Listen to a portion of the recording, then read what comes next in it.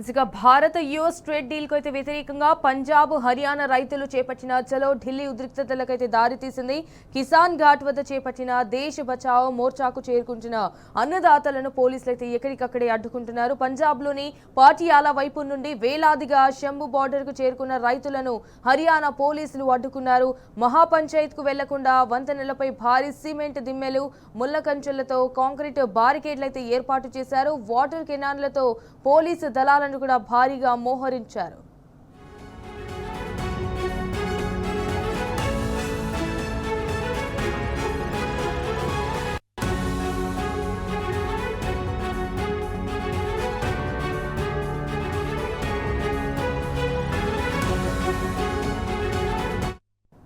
అయితే పోలీసుల అడ్డంకులను దాటుకుని హస్తినా చేరుకుంటున్నారు రైతులు.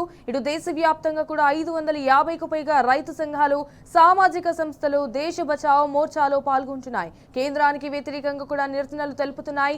ఇండో యుఎస్ ట్రేడ్ డీల్ ను కూడా ఉపసంహరించుకోవాలని డిమాండ్ చేస్తున్నారు రైతు నేతలు. అమెరికా వ్యవసాయ ఉత్పత్తులు కూడా భారత మార్కెట్లోకి ప్రవేశిస్తే మన రైతులకు ఇబ్బందికర పరిస్థితి ఎదురవుతుందని కూడా అయితే ఆరోపిస్తున్నారు.